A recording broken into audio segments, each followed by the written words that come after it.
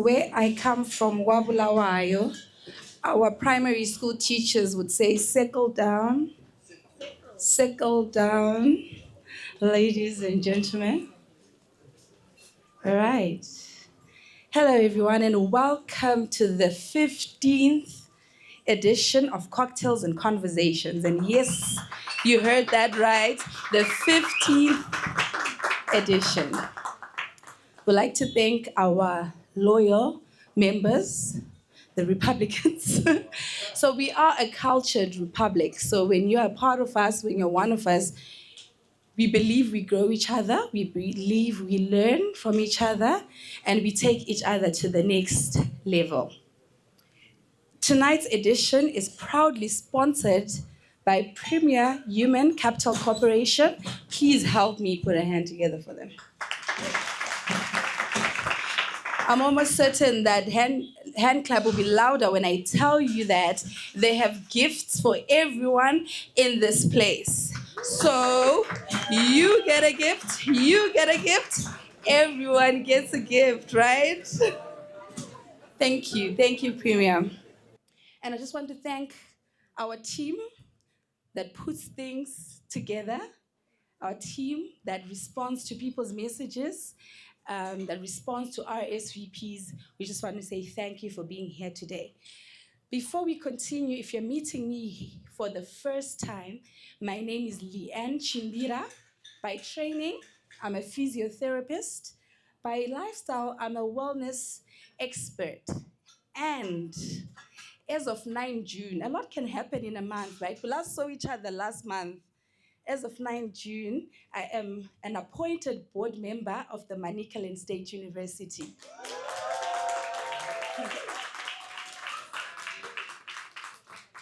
Thank you. I'm very excited about that. And by God's grace, I'm a twin mom and a wife because some guy came up to me at an event like this one, pitched, right? We're always pitching. We're forever pitching. He pitched. I'm gonna pitch deck. Yeah. He did. His pitch deck. He's like, listen, I'm a wife because some guy met me at a networking event like this, pitched to me, sold me a dream, and I bought it. And on that, selling each other dreams, we all know the theme for today, which is how can networking lead to big net worth? So look to the person next to you. Make sure you've met somebody new today because you never know who's taking you to your next step. You never know who you're sitting next to. You could be sitting next to an investor or somebody that knows an investor or someone who's just looking for that product that you are selling. But before we get any further, we are about to get to know each other a little bit better. And we're going to play a game.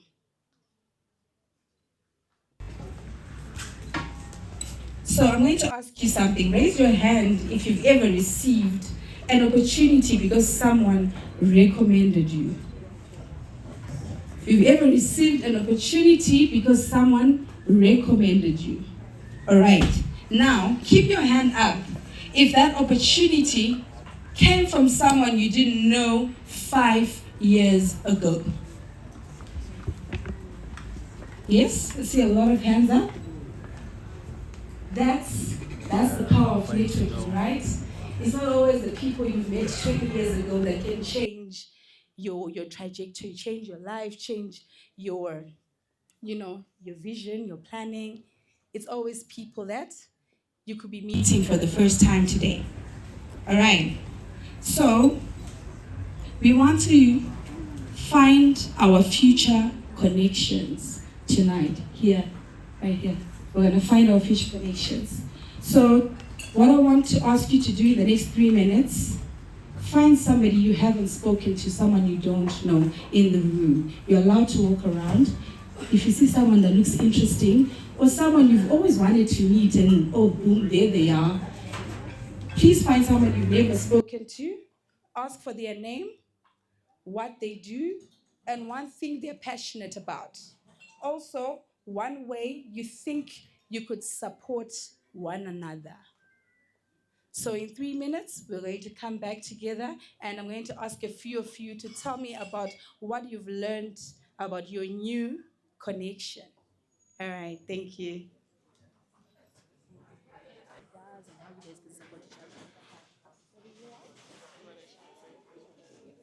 All right, guys, let's settle down. Rualashe would like to introduce her new connection here. All right. Okay, good evening, everyone. So I'm Ruarashi Antoinette Masaire. I'm in microinsurance underwriter at Base Microinsurance. So I made two new connections. So the first one is Jakul Letel. I don't know if I'm pronouncing it correctly. Oh, it's Jacques, yeah. Okay, and I also met Moira from the company that's sponsoring this organization today. He is a country director. So we are going to connect on LinkedIn to get more information on each other. All right. So, Jacques, Ruarash has already put you on the spotlight. Please, you might as well tell us what you do, what you're passionate about, and how the two of you can support each other. Thank you very much. Yes, you were right on that spot thing. So I appreciate that. Yes, I'm actually part of a company that we have we lost each other. Am I too far?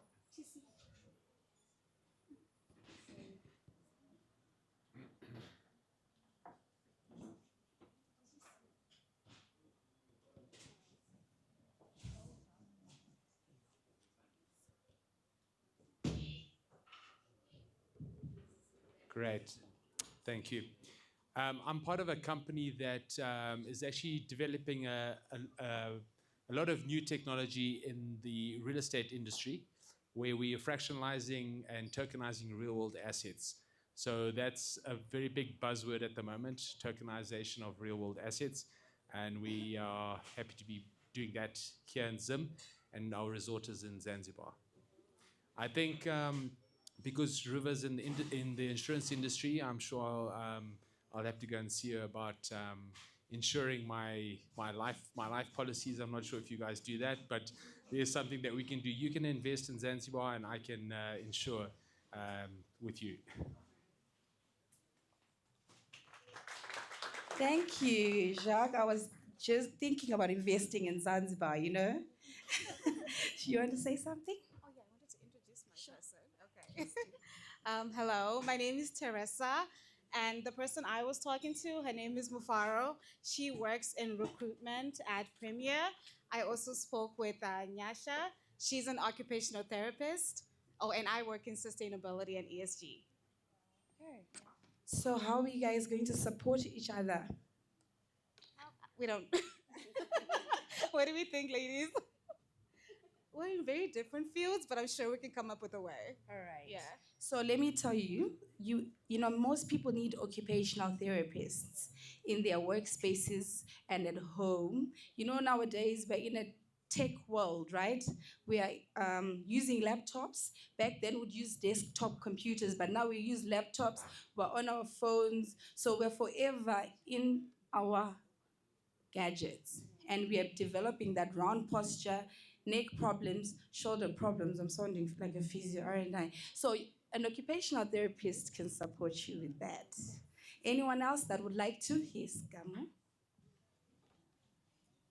Hi everyone, my name is Chamu and I met Bongani. He's a business analyst at Liquid Technologies. General. Yes. Okay. General, would you like to say something about your new connection? Yes? And how you two can support each other? Well, I usually like to think of myself as a bundle of knowledge. I like to read a lot. I like to do a lot of research, thanks to my job. So if ever you're curious about anything within the internet space, digital technologies, AI, cloud computing, or even just like general business topics, I mean, I'm not really a data scientist. I'm more of a business analyst. So anything that comes to your mind, I'm willing to help. Thank you. We have Shama here. Shama would like to introduce her new connection. Thank you, Leanne. Good evening, everyone. My name is Mota Kwatizo. I met four interesting ladies, but I'll just highlight the two next to me. This is Bianca. She works in HR at Solution Center. And this is Takudzwa, and she works as an accountant at Faithway. So how we can support each other, at least from my end. As much as I am a lawyer, I'm also a client relationship manager. That's where Bianca comes in. So I want to learn how to connect with people, not just internally, but externally. So this is a very valuable connection. And then with Takudzwa, I want to learn how to put my life together, sort of structure my finances. So I've always wanted an accountant friend, so I'm very excited about that. Thank you. Wow, I love this corner. All right, let's move to the middle. Anyone that wants to introduce their new connection? That side, okay.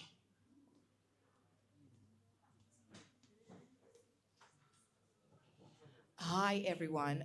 My name is Percy Magaya. I'll be introducing Rutendo. So she actually works as an IT specialist for cabs, right? So any IT solutions I may need in the future, because I'm IT knowledgeable, but not a specialist. So I will be definitely coming to her. And she works for cabs. So that means connections, right? For the banking system.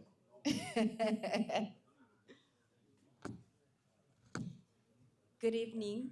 I'm Rutendo Jarawaza. So today I have connected with Percy Magaya. She's multifaceted. She's into media. She's a farmer. She recently moved from the UK, so she's bringing goodies and a lot of stuff from the UK, hopefully. So yes, thank you. Thank you, ladies. That's beautiful. Anyone else in this corner? Yes? Okay. Sorry. I'm coming after new people. You know I come after new people, right? Because we want to get to know you. Hi, I'm Joseph Sawan. I just met my new friend, Patel Tanaka. I personally am into agriculture, but my friend is into IT, AI. So he said, I asked him one of the questions, how can I make use of AI to improve my farming industry? So he gave me a list of how we can have certain programs being done using the modern technology. So my headaches are going to go away.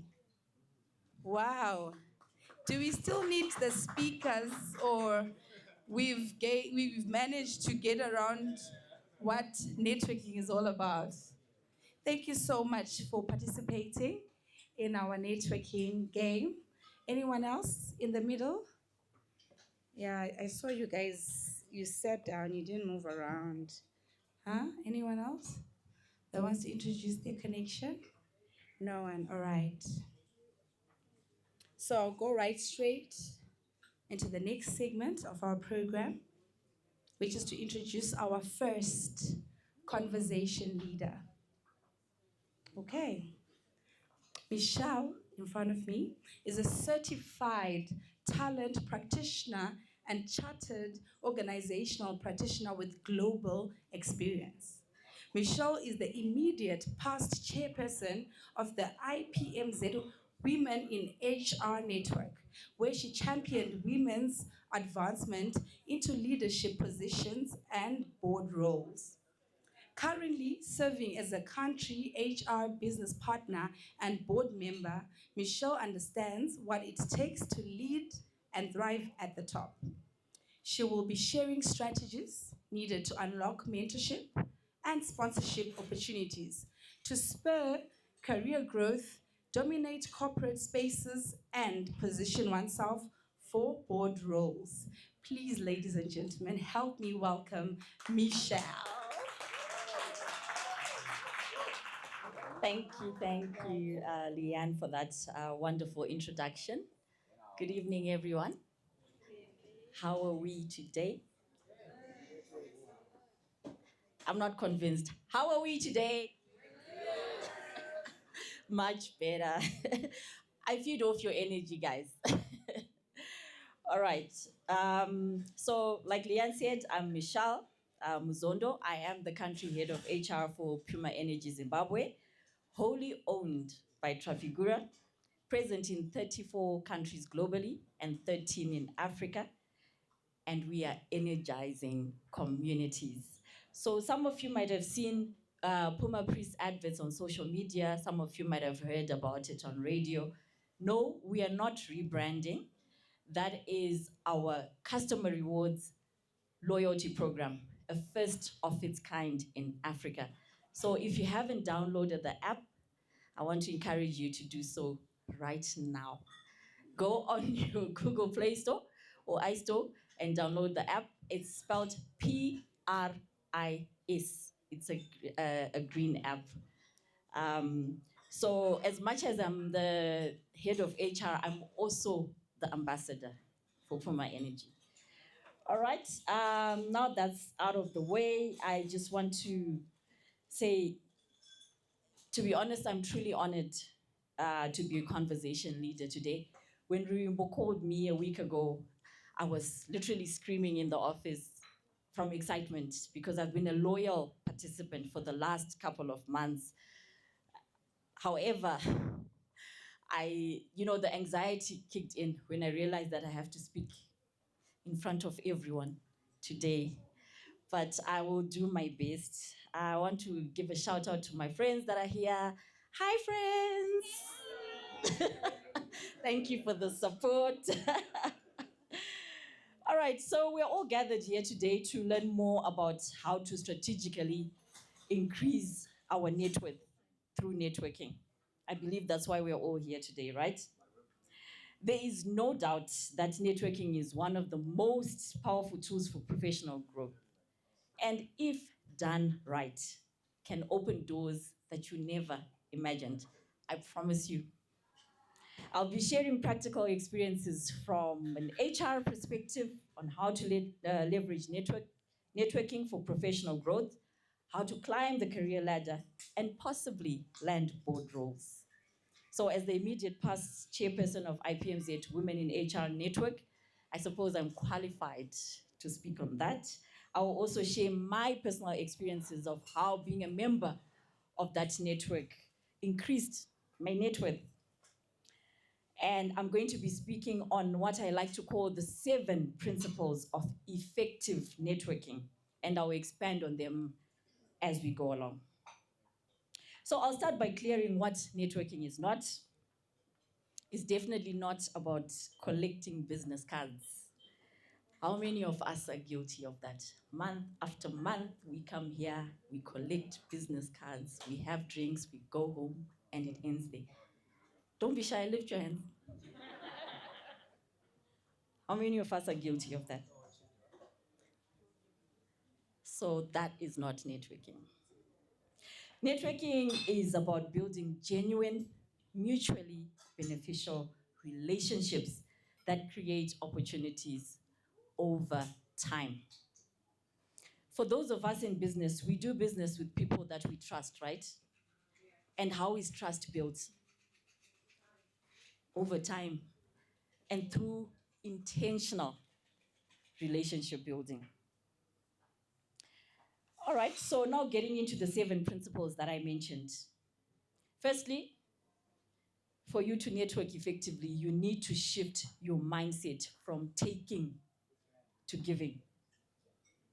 So successful networking is rooted in value. You need to think, how can I help this person?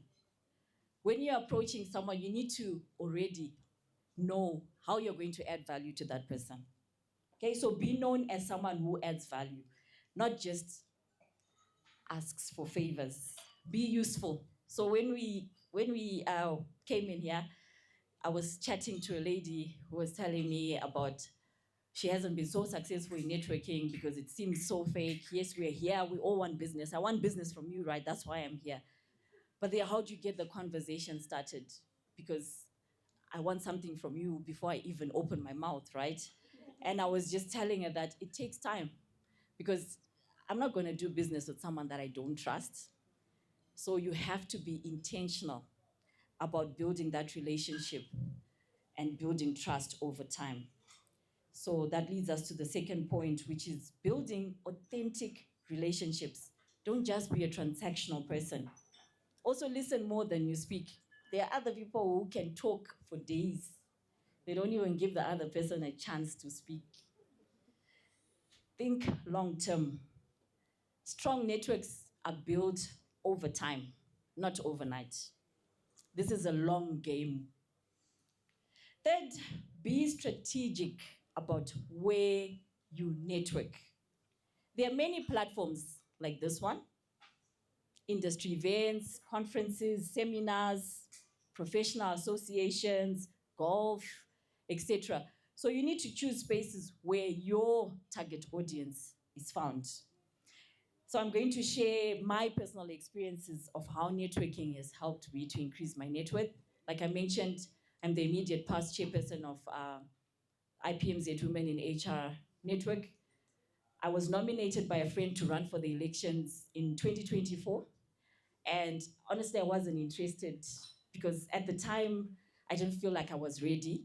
But after some convincing, I agreed. My nomination went in. We went for the elections. And lo and behold, I was elected the chairperson. Yeah, and it was something that I was not expecting. But I took on the challenge. And I could not have imagined the opportunities that were about to open up for me just by taking on that role, just by being a member of that network. So one of my passions, as I was sharing with Mr. Ngorima earlier, is to really empower women and to advance women into leadership positions, especially board roles. And as I was serving as the chairperson for Women in HR, I was asked to submit CVs of board-ready women. Can you imagine? Little old me. I'd never sat on a paid board before. I volunteered. So just by being the chairperson of this network, this opportunity came through. If I was not a member of this network, or if I was not the chairperson of the Women in HR network, would this opportunity would have come through? I don't think so. So I did submit a couple of CVs. And I'm proud to say that during my term, we were able to secure 4 paid board seats and 2 council seats. Yes, through the Women in HR network. Yes. So those are some of the benefits of belonging to networks. Remember, you need to belong to a network that is going to add value to you. I'm an HR professional. Institute of People Management is the only recognized body for HR professionals in Zimbabwe. And I was able to be elected the chairperson for the Women in HR network. And through accepting that role, I was also able to open up opportunities for others. So that's how I was able to increase my net worth, because I'm now a paid board member. And what does that say? That says luck is opportunity meeting preparedness.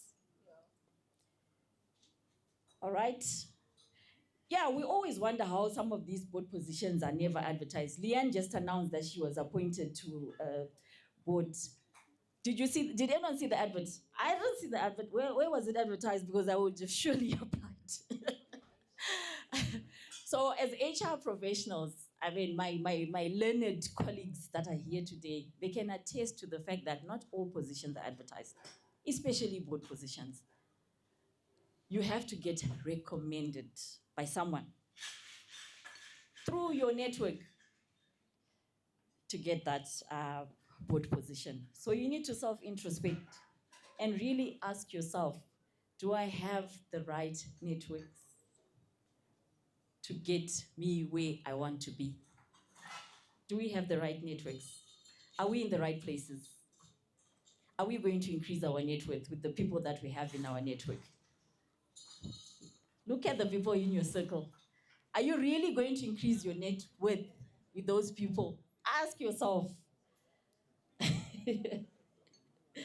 So that is the reality of how recruitment works. We've got Mr. Ngorima here from Premier Human Capital. He can attest to the same thing. Not all positions are advertised. And even if we do advertise, before I even advertise the position, word has already gone out. Who is suitable for this role? Who can I trust? Who will not embarrass me once I place them in this role? So networking is very important. Building relationships is very important because a lot of the positions are not advertised. And even if they are, I can promise you that only if you're recommended, you're going to make the shortlist. So who is speaking highly of you in rooms that you are not present in? In the same way you would do business with people you trust, us as HR professionals, we also recruit and promote people that we trust. So you need to be able to invest in your networks so that you can be recommended for those roles. All right, let's talk about golf. How many of us here play golf? Come on. So few. Golf isn't just a game, hey? It's a networking strategy. Did you know that deals are made on the golf course and signed in the office? I didn't play golf for the longest time ever because I thought it was reserved for men. But when I realized that the golf course is a boardroom, that is where the decisions are made, I made it my mission to learn how to play golf. And I also started a golf clinic for the Women in HR network. So I'm still a beginner. Last month I played at a golf tournament and I was the second most golfer. For those of us who know golf, we know what that means. But guess what? Embarrassment is the cost of entry. Everyone was a beginner at some stage. So if you don't want to start playing golf because you're afraid that people are going to laugh at you, you're missing out on opportunities and you're leaving money on the table. I have a friend of mine, a very close friend of mine, who played a 4-ball with a group CEO of one of the entities where she ended up being placed in as a manager. Just by being in that 4-ball and being in close proximity to that group CEO, she landed herself a senior management role.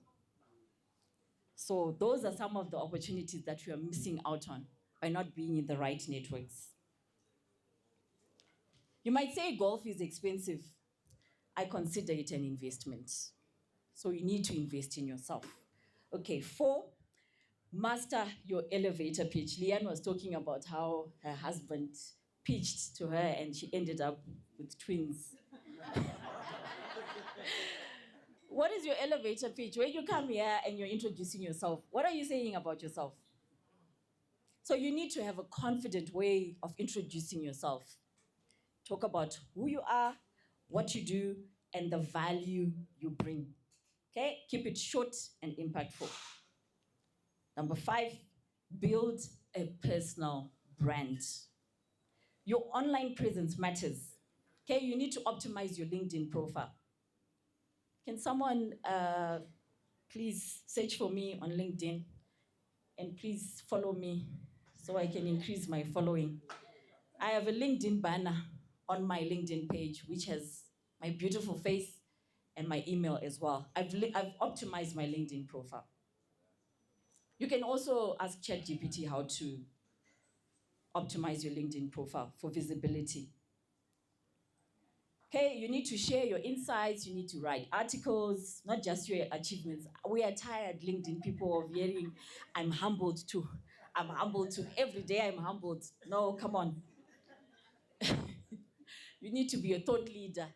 Tell us about your industry. What are the trends? What is happening? Share your insights, okay? We need to be thought leaders. 6th, I already touched on this. Invest in yourself. Play that golf, pay for the lessons. buy that golf kit. And don't just focus on acquiring degrees. I think it's a disease that Zimbabweans have. 5 masters, you hear someone saying they've got 5 master's degrees. But what sets you apart from the rest? Everyone has got a minimum 3 masters. But what sets you apart? What transferable skills do you have? What makes people want to recommend you? And in this age of AI, what are you doing to remain relevant? In my introduction, Leanne mentioned that I'm a certified talent practitioner and a chartered organizational development practitioner. Those are certifications that I paid for. Okay, the first one I paid for myself, $2,500 out of my own pocket. And at the time when I did that certification, we were a handful. And just doing that certification opened up doors for me. I got jobs that I didn't apply for, which leads to my next point. My current role, I did not apply for it. And the person who recommended me for that job is sitting right here today. And what I did for that person also, I recommended them for a board role. You see how networking works? She's now a paid board member, and I'm the head of HR for Puma Energy. Through networking. So you need to ask yourself, who is in my network? All right, last, 7th, you need to nurture your network. So after getting that business card, what do? You just chuck it in your wallet and you forget about it until the next time you see that person, you're like, oh yeah, I saw you last month. Follow up. Stay connected. I'm so happy that I stayed connected with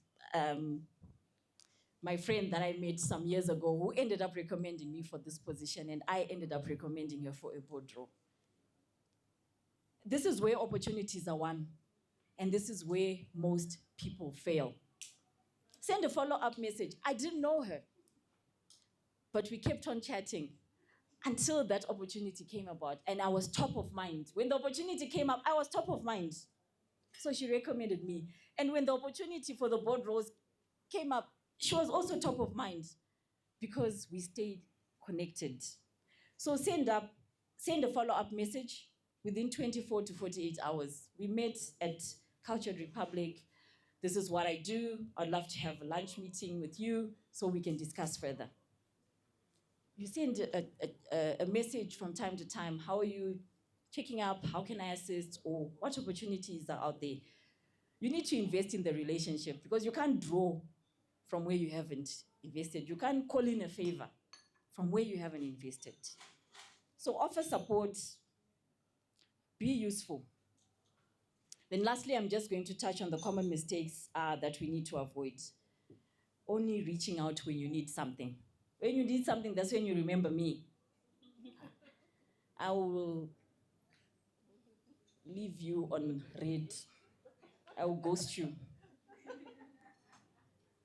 Talking too much about yourself. Learn to listen to what others have to say. Yes, we know you know it all, but there's someone who knows better.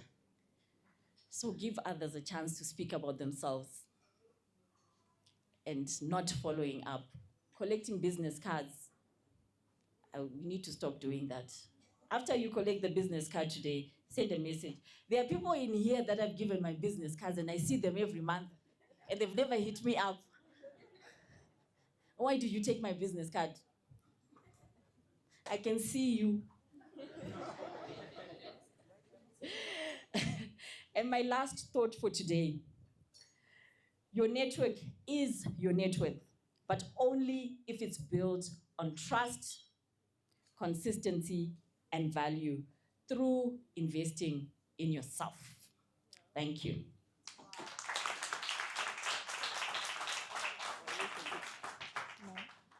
Thank you so much, Michel. Asking for myself, who's the person that recommended you? I just want to say hi. I just want to say hi, I don't mind another board sitting. One can never have enough of those. Okay. Okay, the person who recommended me, there she is. Ah. She's here today to support me. She's here today to support me as well. So we've stayed connected over more than 2 years now because I'll be 2 years at Puma Energy. Yeah. Her name is Saruzai Matsike. She's the head of HR at British American Tobacco. Wow, ladies. And seated next to her is my very good friend, also from Women in HR Network, Jessica Chonzi, the head of HR for Mashonaland Holdings. Yes, and I also want to spotlight my friends over there, Michel, Josie, and my colleague Leroy, and my good friend BJ. Oh my gosh.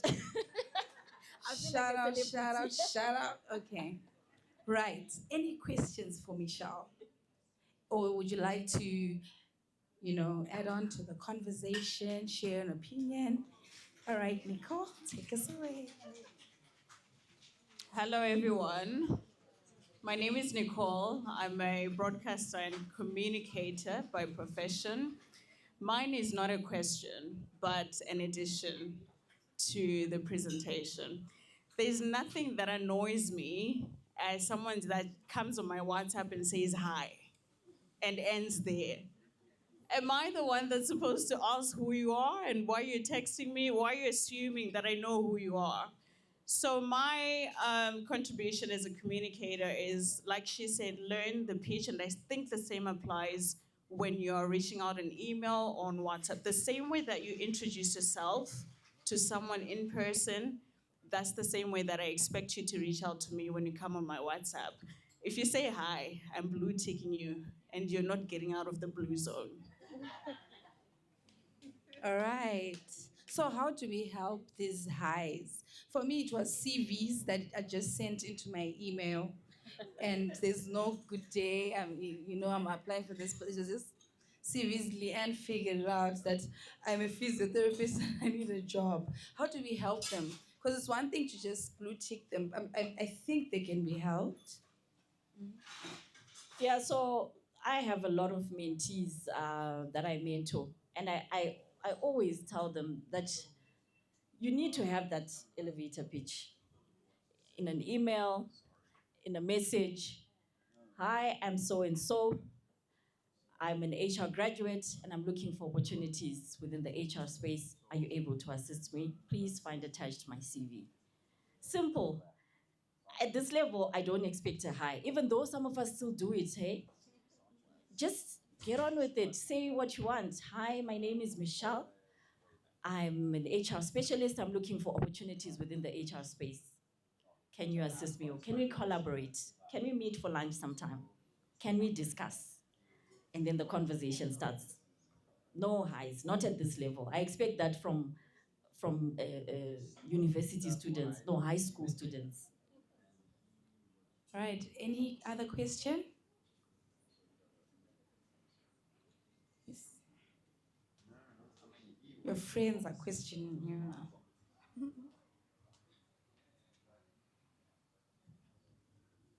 Yes, the friends are questioning. Please, can it not be held against me? But from my perspective, you spoke very well on the 7 principles that have shaped you to where you are today.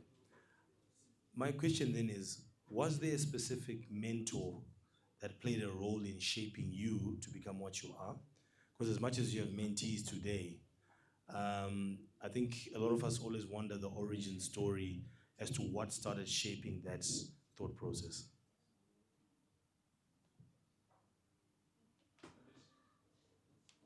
Thank you for that question, friend. So I believe 1,000% in mentorship. I'm a product of mentorship. For me to be standing in front of you confidently today is because of mentorship.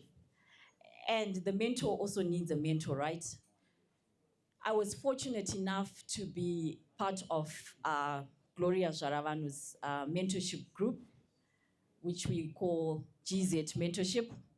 And I learned so much. So it basically accelerated my professional development and opened up my mind to things that I didn't even know. like personal branding, visibility, networking, things that I took for granted. And from that mentorship, it was a 6-month structured mentorship that we did. I think some of you would have met her. She was a conversation leader some months ago. She's the managing director for Old Mutual Insurance. So from that mentorship, that's when I got the confidence to be an active member of my network, which is Women in HR, where I eventually became the chairperson.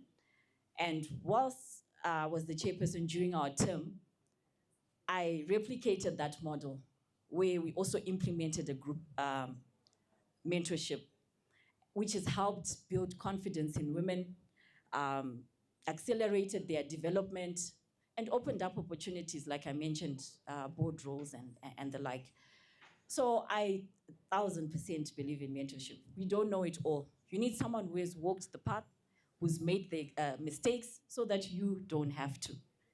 So yeah, I would say that mentorship has helped me. I'm a product of it. Okay, we have more questions.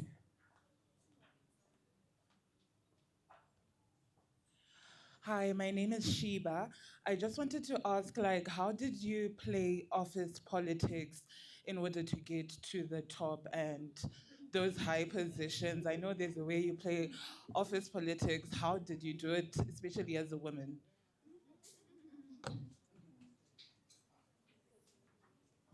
Office politics, can we really run away from it?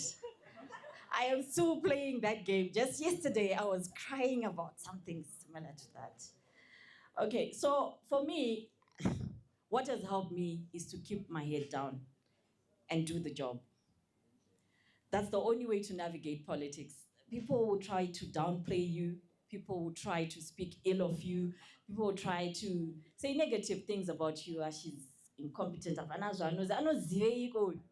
And I'm sure there are people who also say that when they saw me on the flight. Michel, I know Ziveiko. I know something that you don't. So keeping my head down, doing the job, and proving the naysayers wrong. That is what has helped me. I don't gossip. I don't dwell too much into office politics. I don't confront. You know, there are people who've tried to, ruin my reputation, and I don't confront them. I just let my work speak for itself. So let your work speak for itself, and you will shine. But if you want to focus on the office gossip and the office politics, you also become like them. It's painful sometimes to ignore the office politics, but that is what has worked for me.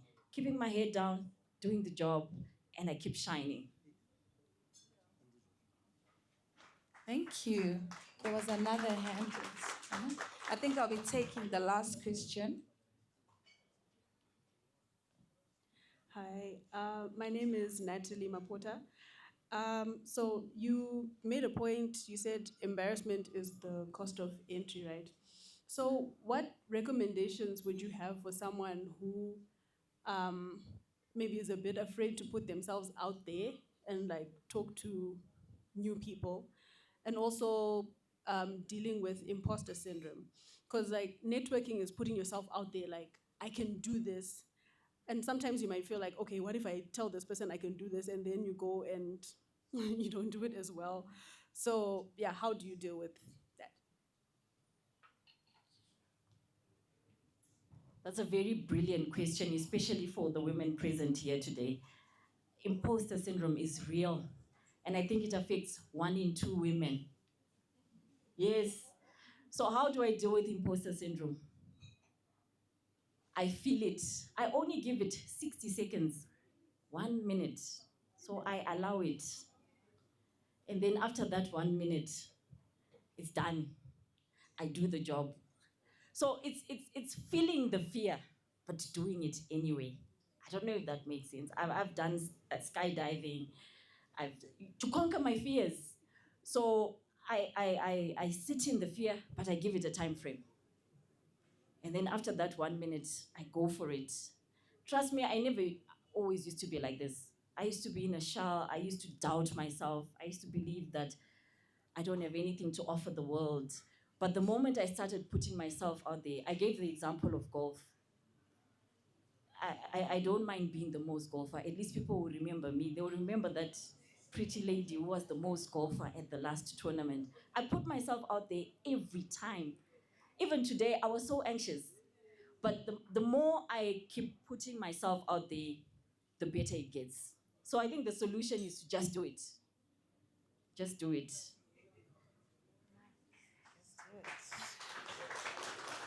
All right, thank you so much, Michel.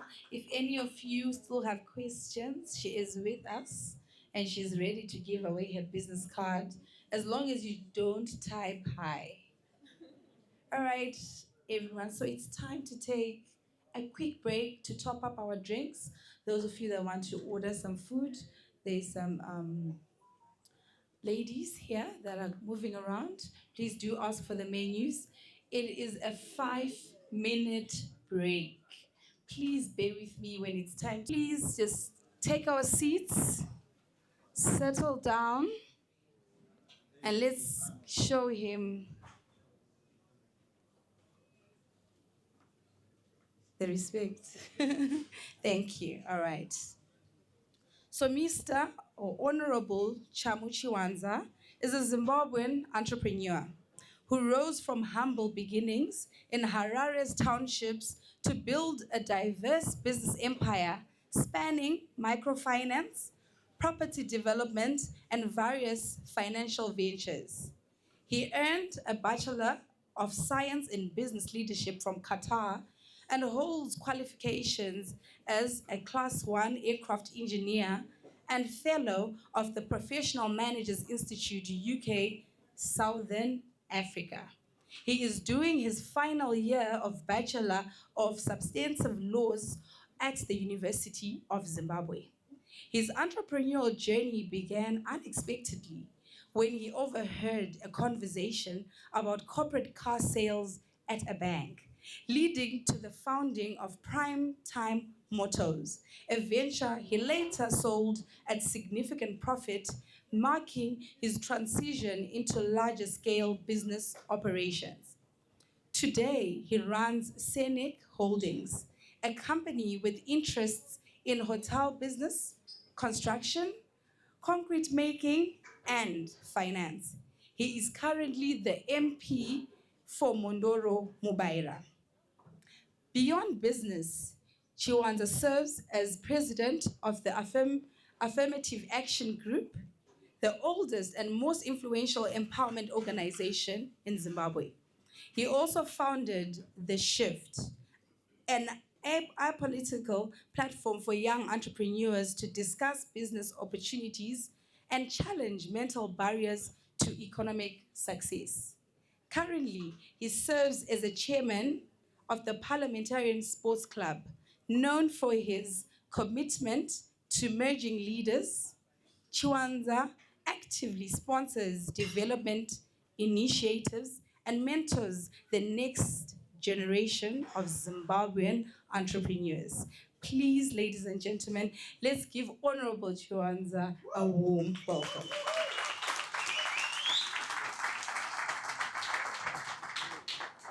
Thank you very much. Good evening, everybody. My squares say, I'm very impressed. It's my first time here. And I was telling a TC there, I'm getting a lot of Santon vibes here. It's like I'm in Santon. I didn't know Zimbabweans have got this elitist flair with them. You must clap hands for yourselves. You're doing well. I was giving a topic to talk about thrive, don't just survive. How can network lead a big network? I saw my brother Brian Jembere here. Is he here? There, my brother there. If you know BJ Petroleum, that's the owner there. And a lot of the history that I'm going to be telling you about in my life, he's very, very much aware of it. He was with me. But thank you very much to the director of ceremonies. She did speak about, I know the introduction was taken from the internet because TC kept asking me, give me something, but I just couldn't have time. And my PA let me down, so they took this from the internet. But there was a true story that she spoke about, that how I started my business. I want to tell you that it was in 1999. I'm not very young, for those who think I'm very young. I'm not very young. And I was going into town. You know, I come from a place called Mabvuku. It's not a very bad place, just next to Greendale there. So I was in town, and those days there was this revolution, or must I say, an evolution in my cell phones. So mumwe mkoma we shamari yangu inini watakakura naye akatanga kutengesa ma cell phone pa Zimex Mall. Those who remember Zimex Mall. So one of these fine days, he said to us, tiperekedze ipo wapfana imi mukaramba muri mu location muno munopesera mama tsotsi. Sada kukufundisai kutengesa ma cell phone. So we went, we were together. But coincidentally, my lines, I think it's my cell phone lines, Econet Buddy was the most expensive. I mean, it was like going for crazy amounts. And so I delivered a cell phone to CBZ. So there's a buyer who was at CBZ. Their head office was in Nkuruma, I think. So I went there. As I was coming down, that phone, the pure cash, I met two gentlemen as we were going down in an elevator. I'm glad to say one of the two gentlemen I met then, I'm working with him now. And these guys were talking about saying, but you know, motorists, Toyota say, we can't find these cars. This is 1999. Remember, we were just about to go into the land reform program. So there was serious instability as far as the economics of this country is concerned. This is a young man, 19 years old. So trukudzika elevator varikutaura. But this elevator yakata express, you know, pandakango pindo jisiya cell phone munhu ivo vakauka vanhu vaiti vakavhura, you know, vanhu veCBZ vakaona vanhu ivavo varimo vodzokera kumashure. So ndakati kuwana vari tu vanoshamisa chicha vanoshamisa vanhu. So but I'm the only one with them, you know, very averagely dressed. And so they were going to basement. And I didn't press because I was enjoying their conversation. So they went on to say, so when they got to basement, they left the elevator. No, come and 1 minute. And I spoke to one of them. So yes, talk about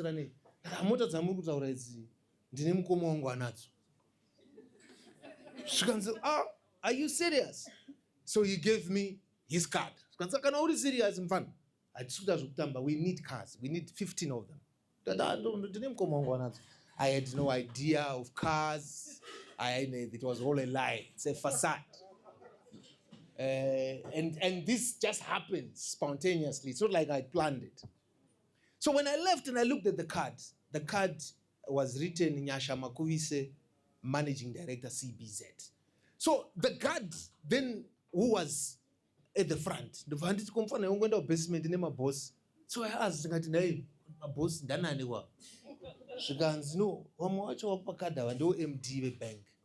One more one and do CEO, one on the Gideon Gono.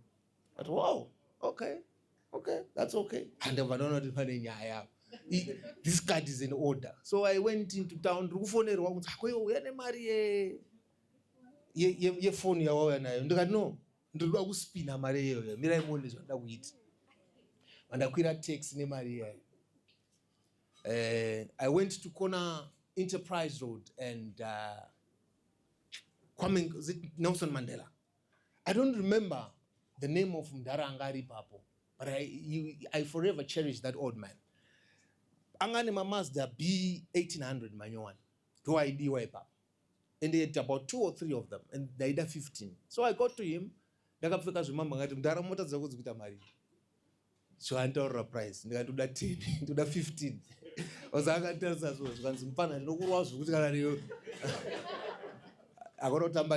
no, I'm not lying. So no, I don't waste my time. I clean a motor.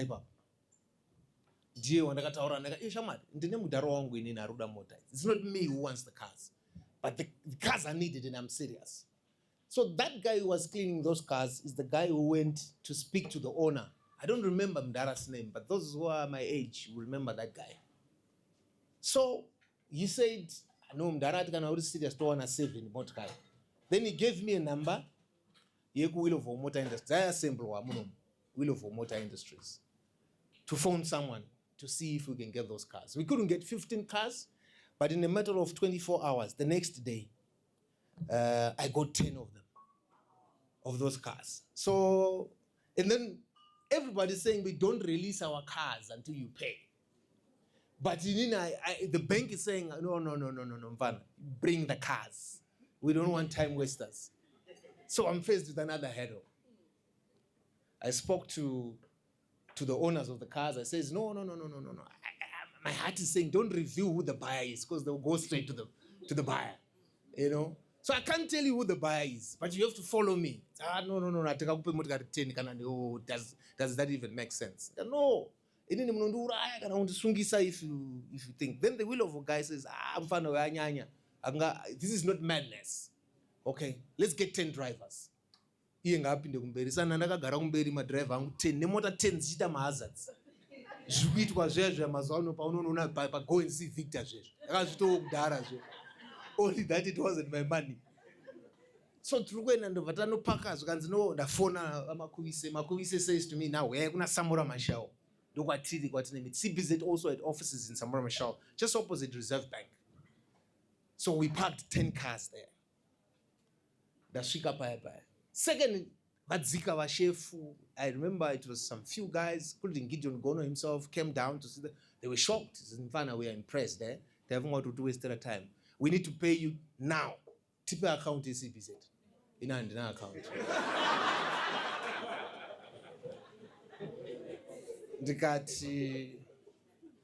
No problem. So I'm not going to let me phone my office. And then what was phone changu? Hello, pasina zwapo. Charity uri kwere. Pandwane ndikuda kuti ndipa account. Awusi office ngati awasi office ndipe an hour. I don't know any account. So now these guys are going to so pressure. No, you're wasting our time. Una account. But it's very motor much. Also, these guys are saying we are not releasing these cars. We wanted them. We are ready to pay. We've got the money. So I leave that place.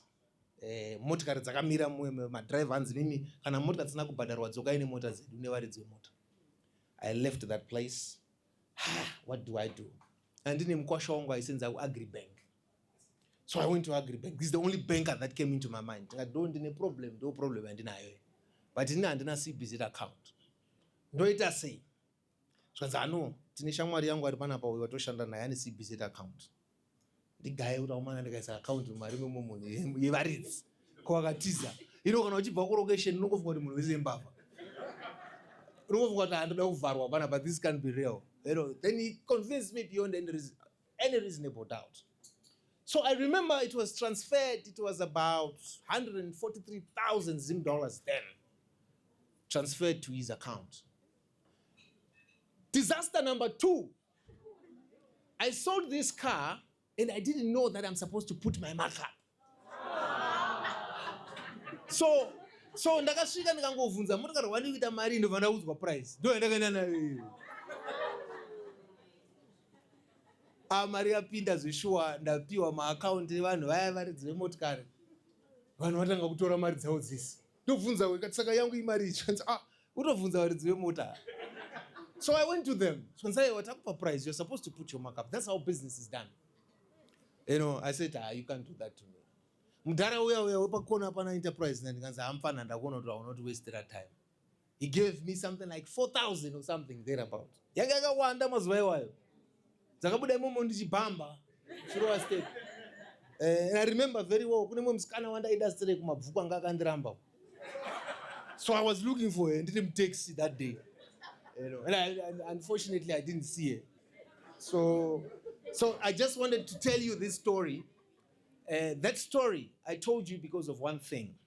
It's because a lot of our people these days, they think you need capital to start a business.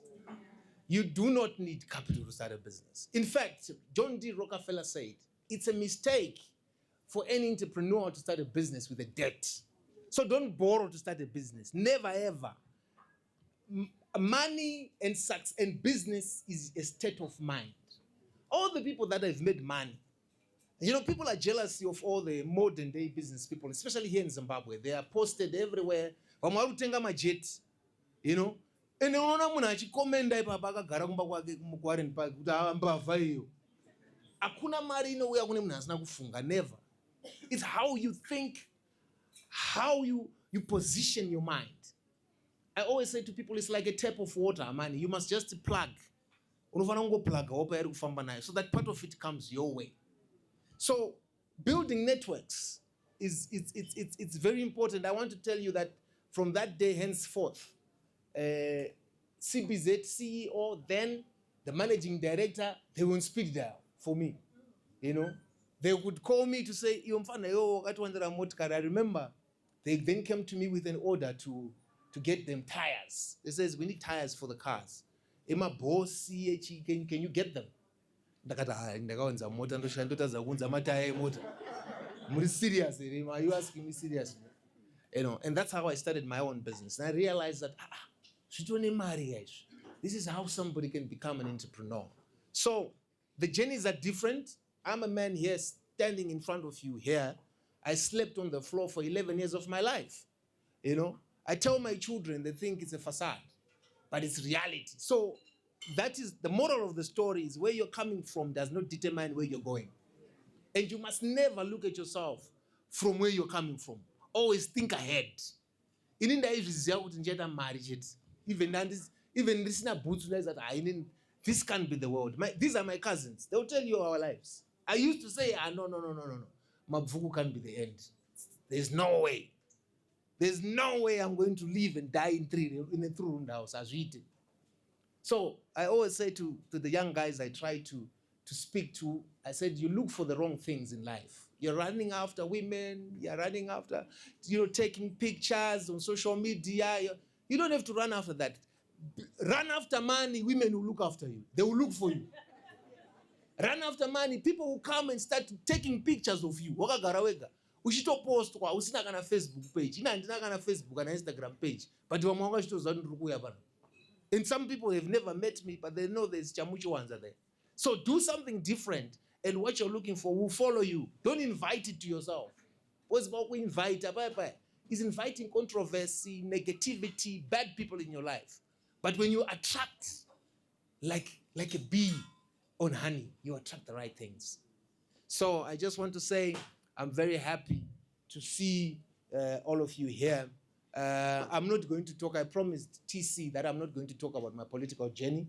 And so don't ask me about Cape 3. It's a done deal. So I think by and large, I just wanted to share and probably inspire somebody right now who's thinking they've reached a dead end. When you think you are just finishing, remember you're just beginning. Life is a cycle. And I want to end by giving you something I saw, which Charlie Chaplin said. He said, if you look at the moon, you will see God's beauty. If you look at the sun, you will see God's power. If you look in the mirror, you will see God's best creation. So believe in yourself. God bless you. Thank you.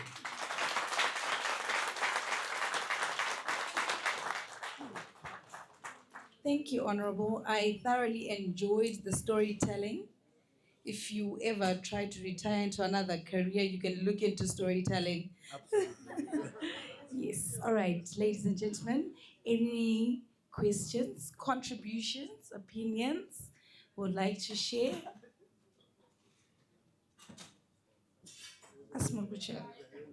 Okay. All right.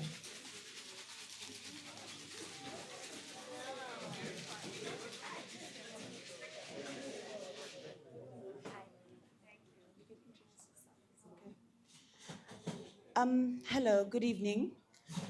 My name is Zandile and I work in development. My question for you, Honorable Chiwanza, is as you've been building your businesses and traveling, how have you found networking different in the region, i.e. South Africa, Zambia? And I know it's a tricky question considering the context in the day, but it would be interesting to see the differences in how you have built networks in just a position of how you have done it in Zimbabwe. Thank you.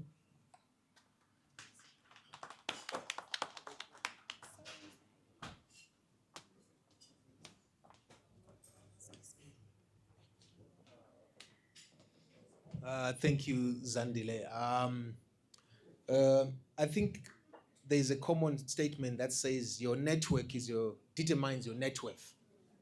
I always want to advise people that you must invest in your network. So if you really want to be amongst millionaires, you must go where millionaires are. So if you see a golf tournament, it's at 10,000 ticket to kupinda. Tenga ticket to because vanenge varimo sure they are worth it. It's just a problem here is you want to meet millionaires at the wrong places. Okay? So invest in your network. You know, when you've got a bit of money, fly out to Cape Town. You know, find in the best restaurants, you meet the right people. But you ukapota uchenda ku chicken ini, neku Duke and Slay,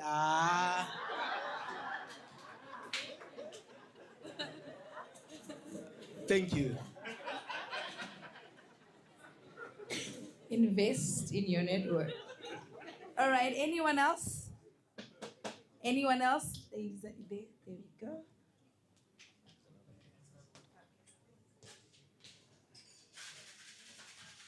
Thank you. My name is Tracy.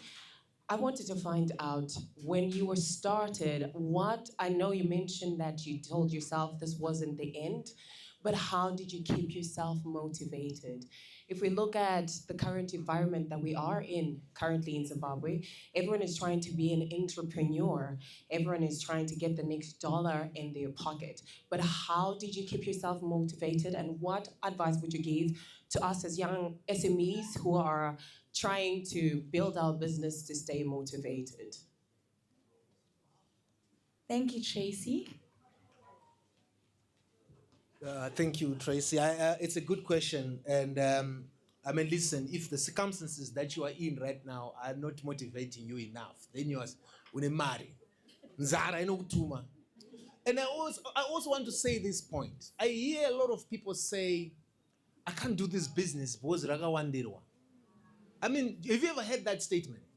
No, you can't say that I must open a boutique, for fashion boutique. Rakawandirwa stereki. Kana nhamo yakawandirwa futi. Kana nzara yakawandirwa futi. So, I mean, listen, it's how you approach whatever you want to do, which will make you different. Listen, there is nothing under the sky that you're going to invent. Everything that you're trying to do, somebody else has tried to do it. It's how you are going to do it. I mean, listen, Elon Musk is taking people to Mars and everything. He's not the first one to do it. It's just that people think SpaceX is the first one. They're not. And those who are going to BJ, they will tell you there were many astronauts before an Elon Musk. It's just how he's doing it, with a bit of finesse and what. Zvakumita kuti ave trillionaire izvozvo. Saka ivimi kana ari madomasi matengese zvine style. Haikona kuti ndikatengese madomasi akazara kumbaro. No, it's how you approach whatever you want to do. Thank you.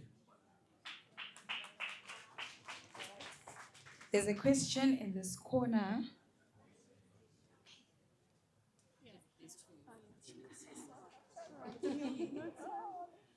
Honorable, can we take 2 questions at a time? Is that okay?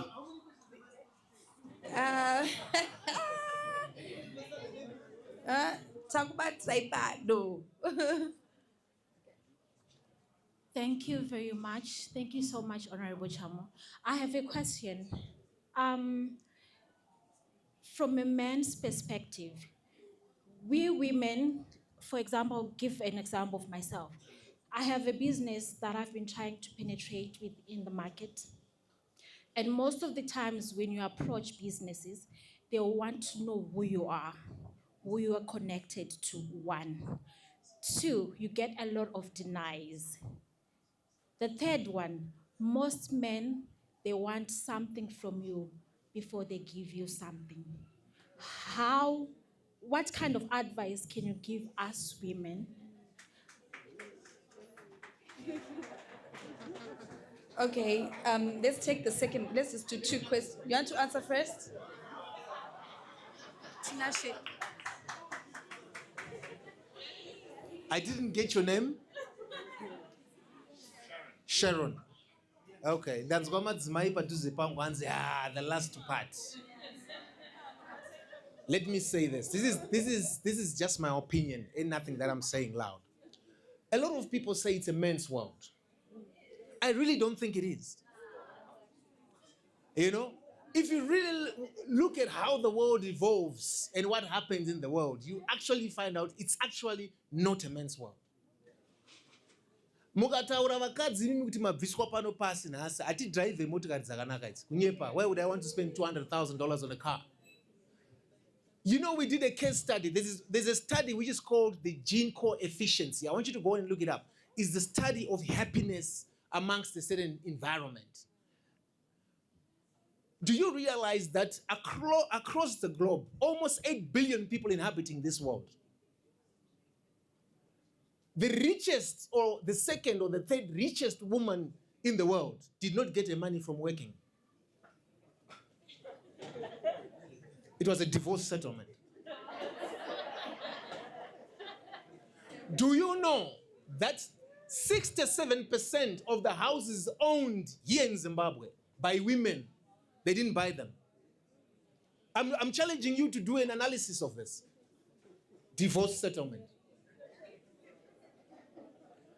I am at pains with my sisters, and a lot of you are very pretty, and you waste your prettiness.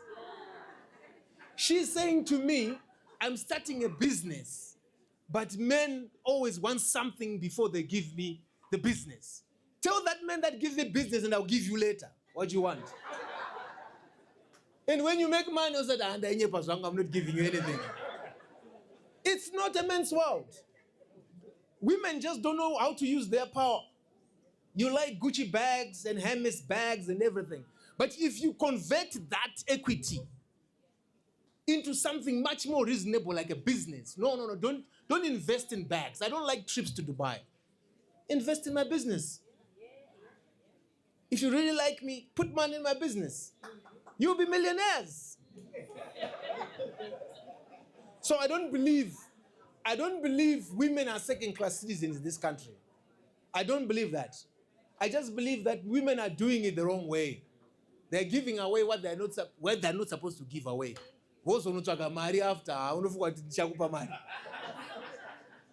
Okay, another question. Is it the last question? Our first conversation leader, Michel, would like to add to that. Let me stand up for this one. I want to stand up for this one because I'm short, so everyone must see me. I want to dismantle that myth that as a woman you have to give up something to get somewhere. I'm living proof that I didn't have to open up my legs to get a board role. He talked about Brian Jembere, BJ. That was my first employer. I worked for BJ Petroleum, my first employer in Zimbabwe. And we have remained friends for 2 decades. He's my confidant, he's my mentor. And I've never at any point opened my legs. But he's given me opportunities. I love being in spaces where men are. You will always find me probably being the only woman. I mentioned that I play golf. One time I was the only lady who registered for a social golf out of 15 guys. And that day I beat 3 of them. But I'm not afraid to be in environments where men are because I'm very confident in what I have to offer. Remember we said invest in yourself. What value do you have to bring? But if you're just thinking about, if I open my legs, then this will happen, they will see it. Yeah. But if you come confident and say, this is who I am, I offer 1, 2, 3, I'm experienced, I've got the qualification, give me an opportunity. That's what you get. So it's about your mentality. Are you investing in yourself and what do you have to offer? If you have legs to offer, then that's what you offer. But if you've got brains to offer, you'll be valued for your brains.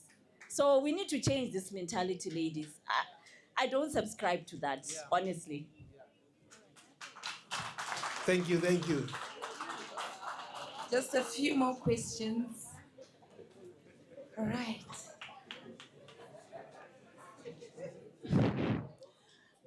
Hello, Honorable, and hello, everybody. So first of all, I would like to say thank you to my sister for, First of all, I'd like to say thank you to my sister for saying what you said, because personally, my personal motto is the hustle is gender free. So if men can do things to get to where they eventually get to, women can do the same. You don't have to open your legs to get to places. Thank you so much. Then my second question, actually my question is, I don't know what party you are affiliated with or to, and I don't know at what point your success in your business came. Would you attribute your success to legit hard work, or it was party privileges and all of that? All right, I'm not allowed to do politics. Sorry, Just this one I have to. I can't do this No, one. no, no. Sorry, sorry. Give it. Yeah, sorry. I know you said you're not getting into you're not going to delve into your political whatever, but my actual question is, would you then say your party privileges are social capital or whatever capital? I don't know. Yeah.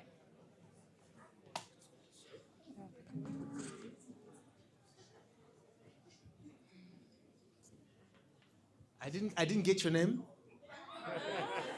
What's her name? Annie? Caroline. It's a very serious question, this one.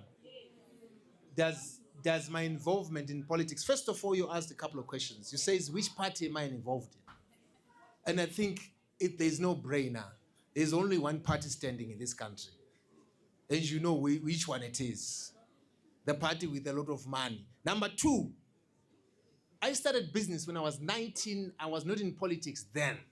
But did being in politics help me to propel my business? Absolutely. Why would I want to support a broke party? Or a leader who is not in office?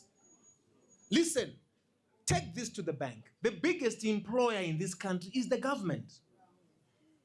And if you're really serious about making money, your politics must be correct. Who heads the government? It's a ZANU-PF leader.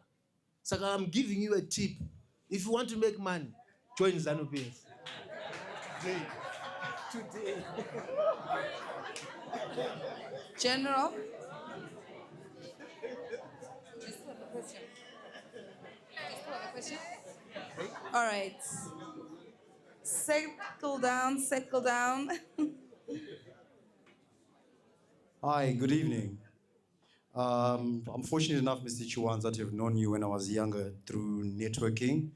But my question is actually quite straightforward. I'm fortunate enough to have been raised in an environment that allowed me to meet certain people and exist in a certain environment. But I can't say the same for Mwanano Vakukuadzana or Vele Chabalala and all of that. And that's a big challenge for a lot of kids who are growing up from those kinds of backgrounds and environments. And respectfully, since you've also highlighted in your profile that ndiri mwana akakura muvanhu. Mwana akakura muvanhu anokura sei muindustry yebusiness kupinda mubasa zvinonetsa. Asi kukura mubasa nderimwe basa. So mwana aripinda mubasa imomo kuti networking ishande kwaari. Anoita sei? You got that?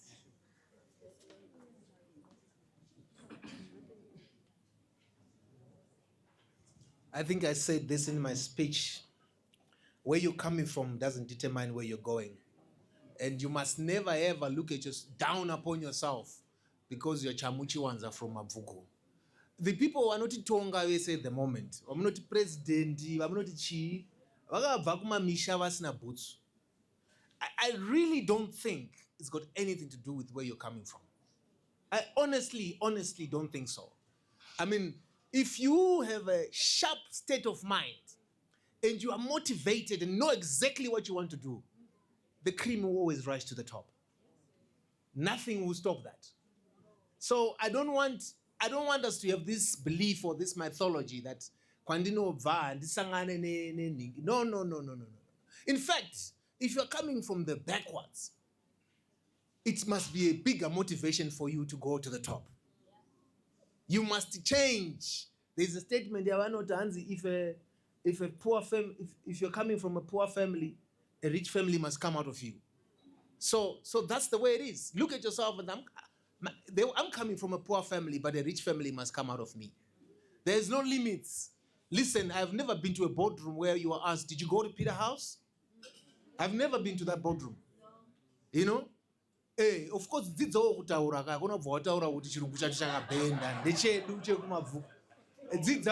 have to teach yourself some of these things. Have etiquette. I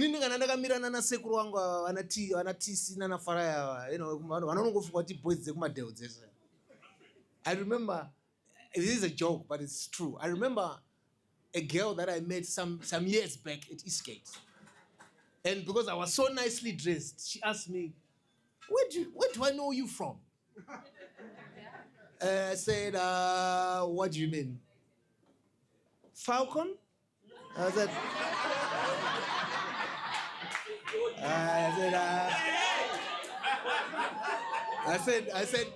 not really. Peter House with my brother, right? Peter House, eh? And you're close.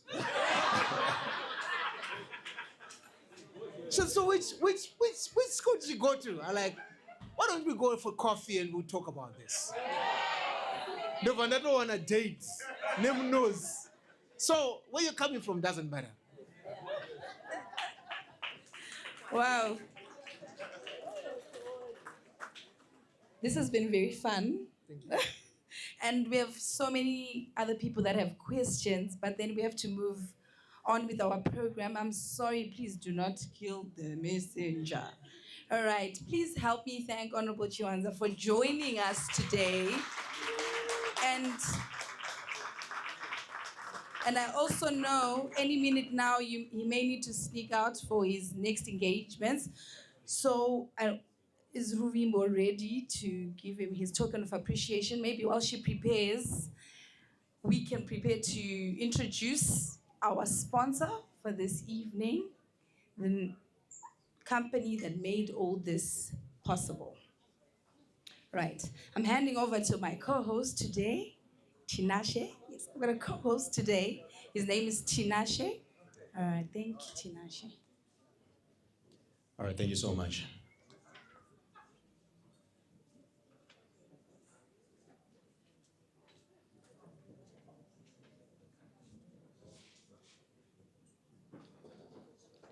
Yep, I think before we introduce our sponsor for this evening, maybe we can start with the token of appreciation.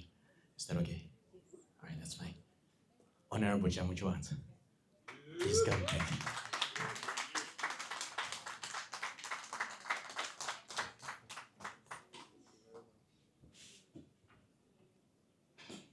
Thank you so much for joining us. We know you're to rush from the parliament.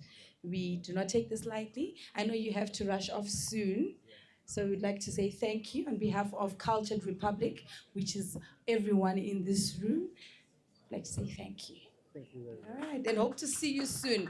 You are invited to come as a guest, you're invited. Thank you. Yes, let's show him some love. I know we can do better. Let's give him a beautiful round of applause. Honorable, don't put a photo on you.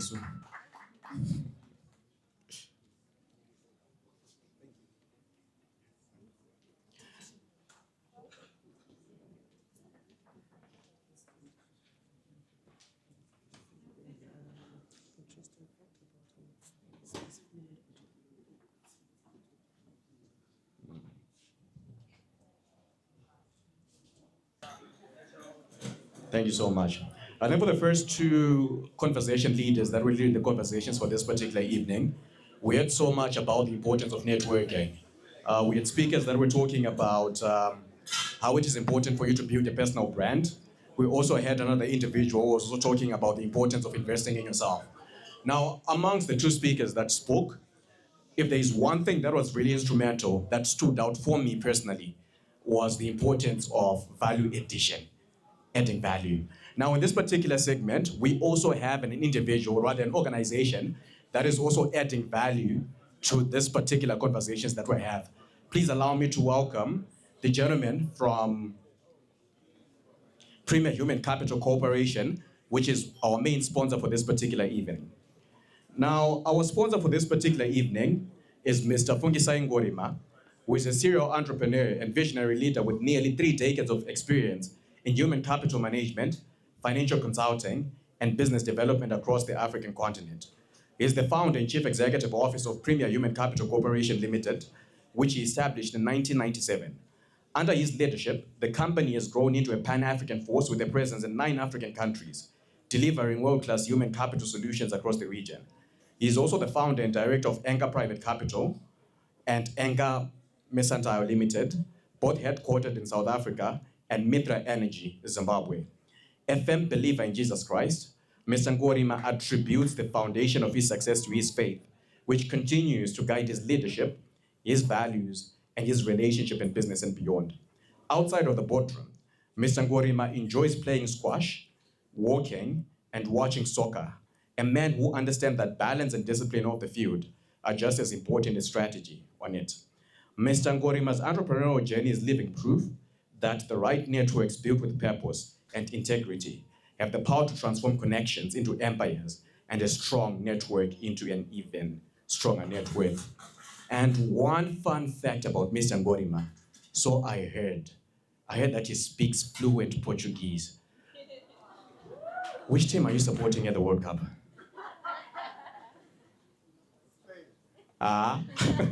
Let's give him a bit of a round of applause, ladies and gentlemen.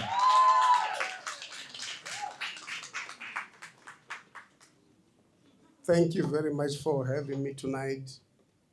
And thank you for Cultural Republic for allowing us to host this event. So the speakers before me spoke eloquently and intriguingly. We enjoyed everything that they said. Thank you very much, Michel. Thank you very much. And Honorable, thank you very much. I also want to thank somebody very special to me, Mr. Brian Justice Jambere. I see you've built a lot of people. I'm included in that. When I met Mr. Jambere, I was just a teller at a bank. And he took me, he helped me to grow. I remember going to Mutoko with him to sell in the shop together. And we're still friends until today. In fact, we are partners. When I came back to Zimbabwe, he said to me, come, let's work together here. Thank you very much. Thank you very much. I'll talk about Premier Human Capital Corporation, which was founded in 1997 here in Zimbabwe. When I started, in fact, before I started that business, I actually working with Mr. Jambere. We were running a Supreme Human Capital. And then I thought I was grown up and I needed to go and be a big boy, right? So I left and I started Premier Human Capital Corp. So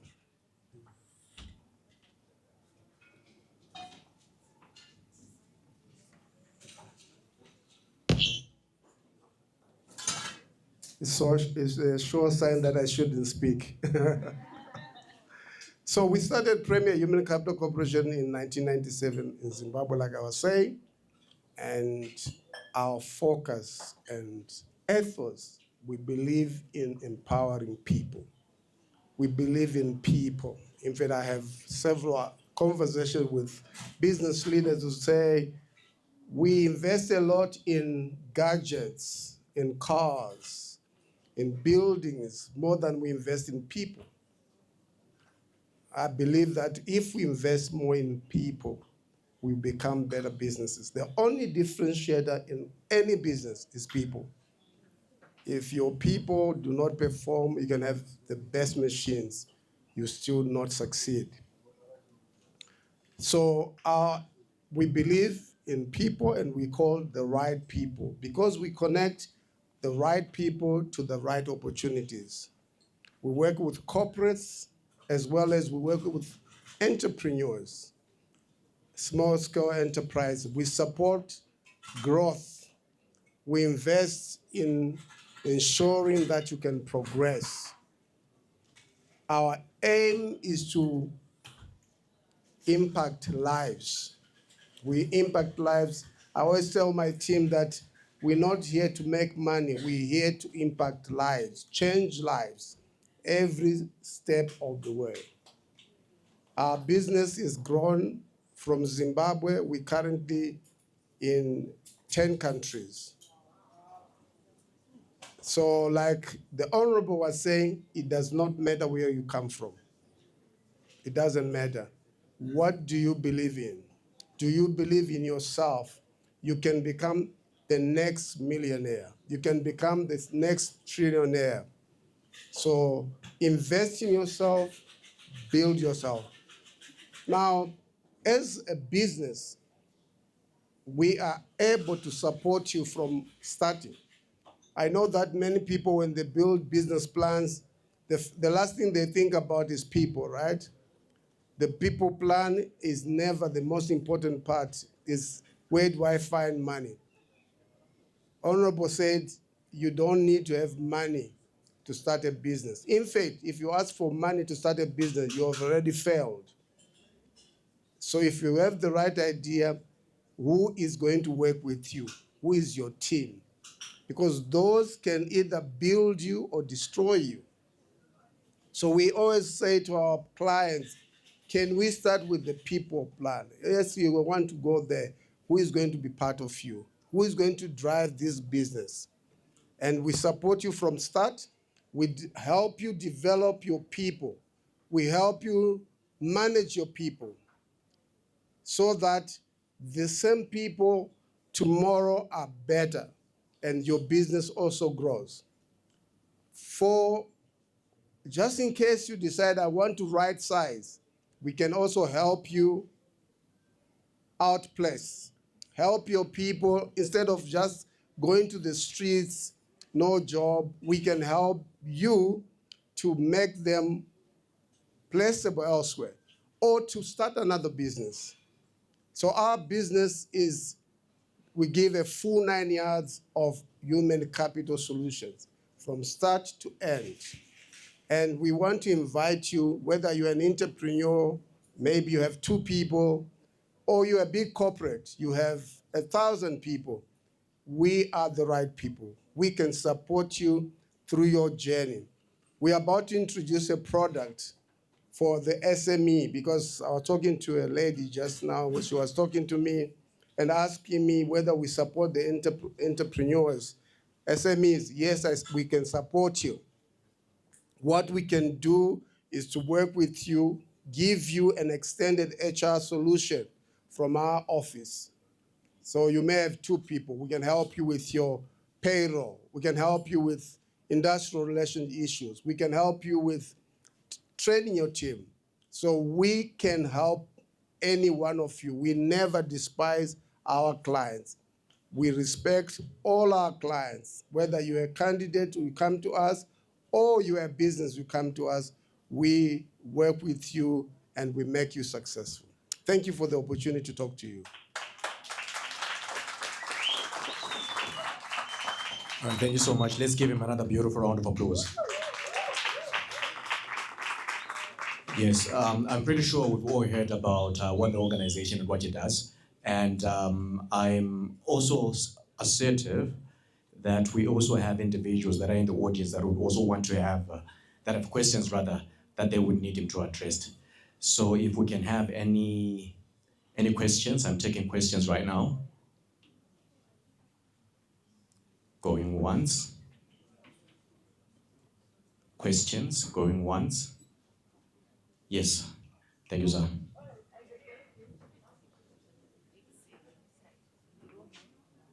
So I have a question. You said to invest in people and all of that, which is good. How are you seeing the impact of artificial intelligence in the investment in people, like the competition between investment in artificial intelligence and investing in people? And are you seeing in the industry artificial intelligence replacing human roles? Maybe before you respond, maybe you can kindly introduce yourself, sir. My name is Devon. All right, thank you, Devon. Let's give Devon a beautiful round of applause. I also have a special something for him. And you kept quiet. We've got things that we're giving to people that are. So the next time I ask you to ask a question, please ask a question. Please, I've got a question. Sir. Thank you for the question. You want to help me? Somebody wants to help me. Hello, hi. Just to answer and address your question regarding AI, in terms of helping with your workforce. So the biggest misconception is that AI is going to replace people and it's going to eradicate jobs. But what people don't understand is that AI is only built on the foundations that you have as a company. It can only work with the systems that you have in place.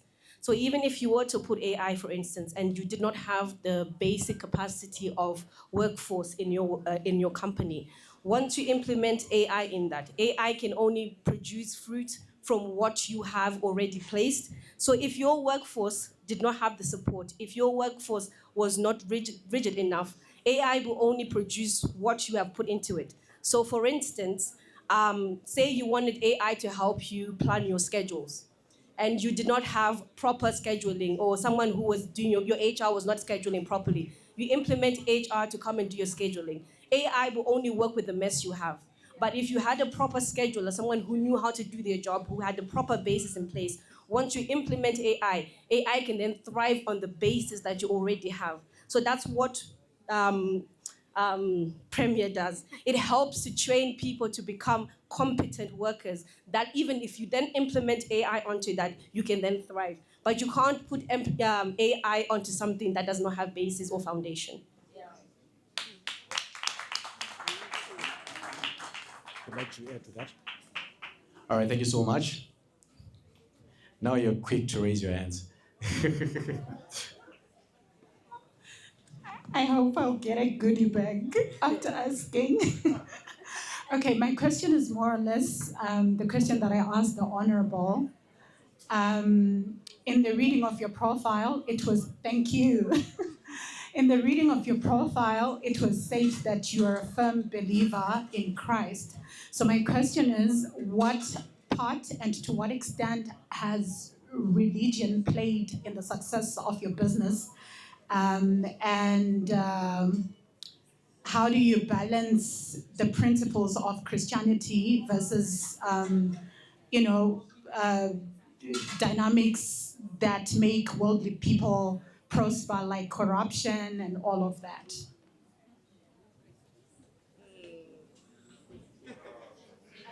Thank you for the question. Christianity for me is everything.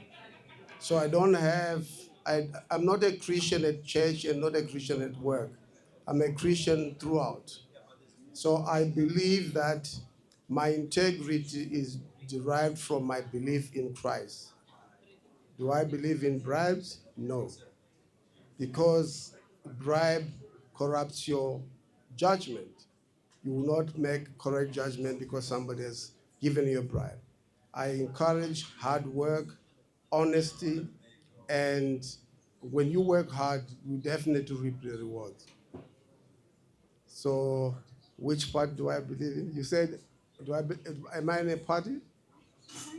Okay. Maybe you can share a few principles that have helped you to, a few of your Christian principles that you stand on that have helped you. Okay, fine. So, first, I read mostly my Bible, right? And I believe that what I know the most is based on my study of God's word. And number two, I pray. Sometimes it's difficult to know who to go into business with. If you pray, God helps you, give you direction, because you can't engage with everybody per se. So I believe that because of my Christian life, I'm able to know who to engage with and who not to engage with. And I think that's my life. I'm a Christian through and through, yeah. All right, thank you so much. A beautiful round of applause for Mr. Fungisai Ngorima once again. Thank you so much for that. It's very intriguing. I have a question, or I don't know whether it's a contribution, but being an employer, I've realized that sometimes there's so much that's lacking. I don't know if it's a gap at university level, because we feel like when we then take up employees in like or the new group of graduates into our companies, we're starting to do the job that you are doing. And it's also often scary because you don't know how long they are with you. So it's always scary how much you're actually going to put or pour into them. So is there a way organizations like yours can go at university level and implement some of these things so that when people finally get to us, we sort of have a good starting point, because sometimes you're not teaching people how to greet your client properly. You know, it's simple things that, retain your client. Or so what do you think about that? Implementing it at university level, at college level, so that by the time they come to us, we have a person. We don't just have someone who went and learned the degree and just knows it, but can't even interact with your client, and the client will be like, I'm not coming back. Yeah. Thank you for the question. My view is the following. First, it's a collective effort. We all have to invest in these graduates. Like corporate Zimbabwe needs to get involved in the process of making a sound, solid, and skillful employee. You can't leave it just to the university or leave it to us as consultants, but everybody needs to get involved. So do we think it's a good idea for us to go to the university? Sure. But how much of us can do that in terms of input? It's a collective work. Corporates like yourselves need to get involved and commit to build that process. So we're talking with my team, and we're talking about how we're going to help the students better by partnering with the employers from the start. Before the person goes to university, at that point in time, they already know I'm going to work with this particular organization. They can sponsor scholarships and stuff, and we build in something we call Unistart. Unistart is a project that we started. We're going to help students. Of course, we won't be able to help everybody, but we'll do our part in terms of supporting them to become better employees. Yes, another beautiful round of applause. Let's give the gentleman a beautiful round of applause as he's sitting down. Thank you so much, sir. Yes, I think we've heard so much from the first conversation. We heard about the importance of investing in people. We also heard about the importance of making sure that we invest in our network, because at the end of the day, that is our network. And the icing on the cake from Ms. Ngorima was speaking about the importance of human capital, particularly with the right organizations that we are leading or that we are running from where we are coming from. Let's give the gentleman a beautiful round of applause. And at this moment in time, please allow me to welcome back Leanne on the stage so that she can take us through the next part of the program. Hi, everyone. I know it's been quite lengthy. Please bear with us. Hello? Hello? Please bear with us. Let's just be respectful to one another. There are people who want to take a lot out of this event. Thank you so much.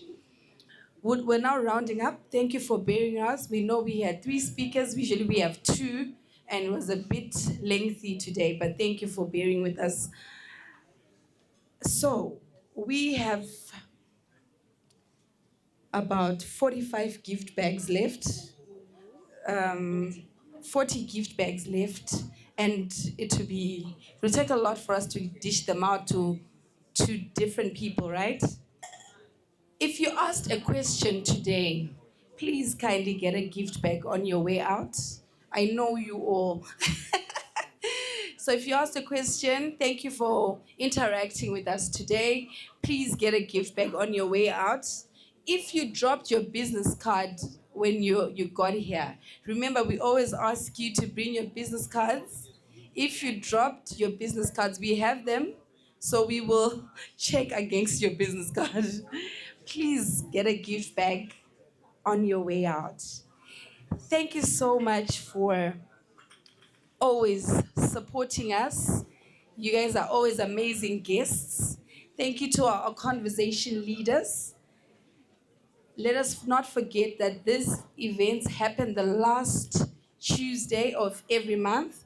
If you do not follow our social media pages, please do, because the first 50 tickets are free. Then after, as you would know, we're now charging. So if you follow our social media pages, you will see when the RSVP link is out. So Instagram, follow Cultured Republic, and Facebook and TikTok and Twitter. Thank you so much. I am now handing over to TC, who will give us a round of applause. His closing remarks. And also, thank you to Ruvimbo. She's always behind the scenes, right? And Langa Cosmetics. Remember Langa Cosmetics for always making sure Ruvimbo and I are looking good. Thank you. Thank you, Leanne. Yeah, Langa also did my makeup. Is that what you're saying? No, I'm joking. No, I'm going to wrap it up and keep it really short. What we do at the end of every cocktails and conversation is just an overall rehash of what we learned today. I'll try my best to be quick. I know people are really gearing to start talking, to networking, and have one final drink. Michel, where's Michel? Okay, I can't see her. Oh, you're right there. Okay. Oh, hi, how are you doing? Thank you very much. We learned a lot from you, very practical, seasoned advice that you gave us. Three takeaways that I will say. She did highlight 7 principles of effective networking, but I'm not going to go through with them. I'll just say the first one, be intentional and be a person with value. Be strategic with where you network. And if I was all of you guys, I'd always network with Cultured Republic. It's a good networking place. Wouldn't you agree? Yes. Wouldn't you agree? Yes. Thank you very much. Master your pitch. The elevator pitch is very, very important. Thank you very much, Michelle. We enjoyed that. Thank you. Round of applause for Michelle, guys. Round of applause. Our honorable, he had to leave, unfortunately. He's a very busy man. He gave us some key points that we just need to focus on, and these were the 3 key takeaways. If you remember his story, pay attention to what's happening. Sometimes, most times, networking,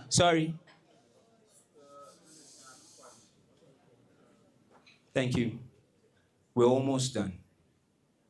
Chamu Chiwanza was talking about how networking can also be about opportunity. You need to just be able to have your eyes open to figure out. If you remember his story, that was the first one. The second one was be dynamic. You need to know people. That's the only way you're gonna have a strong network is by knowing people, knowing who they are, figuring them out and seeing how you can capitalize on them. The last one was just you need to believe in yourself. It does not matter where you come from, you will be able to make it. Thank you, Honorable, in his absentia. Thank you very much. Please give a round of applause for Honorable Chamu Chiwanza. And finally, thank you very much to Mr. Ngorima. Thank you very much for your wise words. Thank you for sponsoring this event. You have been instrumental for the success of this event. And please, we would like you to visit us more. Come through. So the biggest round of applause for the night, please, can we give it to Premier and Mr. Ngorima. Thank you very much. And finally, guys, we're done for the night. Thank you for the team. Thank you to all the ladies at the door. Thank you to Wine Club. How can we forget Wine Club? Thank you to the regulars that come here, the sound, Denga, and everyone who's been involved. Please enjoy the rest of your night. Wine Club is the regulars. Thank you. We have to. They're the loudest and the regulars. Thank you. Yes. I'm sorry? LUME TV. LUME TV. Okay. LUME TV. Thank you for doing that. Ladies and gentlemen, thank you. It's a wrap for the night. Please.